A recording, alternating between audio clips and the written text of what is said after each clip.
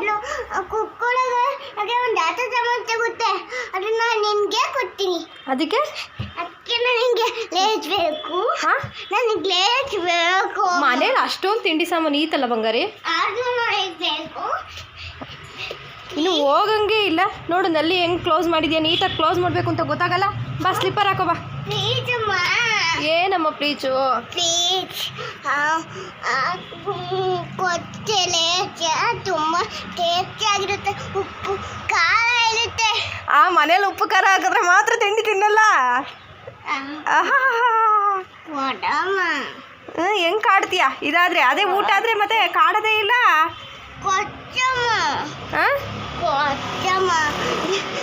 ನಾನು ಬೇಕಾದ್ರೆ ನಾನು ಪ್ರಾಮಿಸ್ ಮಾಡ್ತೀನಿ ಯಾವತ್ತು ನಾನು ಗಲೀಜ್ ಮಾಡಲ್ಲ ಅಂತ. ಅದಕ್ಕೆ ಲೇಸ್ ಕೊಚ್ಚು. ಹೌದಾ? ಇನ್ಯಾವತ್ತು ಮನೆ ಗಲೀಜು ಮಾಡಲ್ವಾ? ಇಲ್ಲ.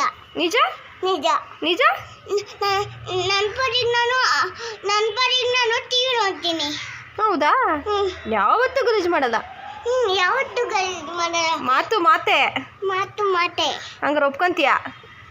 ಒಪ್ಕೊಂತೀನಿ. ಚಪ್ಪಲಿ ಹಾಕೋ. ನೋಡಿ ಫ್ರೆಂಡ್ಸ್ ಹೆಂಗೆ ಡವ್ ಮಾಡ್ತಾನೆ ನನ್ನ ಮಗ.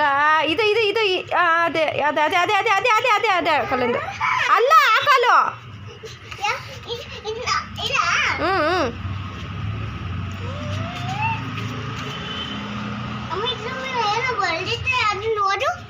ಅದ್ರ ಮೇಲೆ ಏನು ಬರ್ದಿದೆ?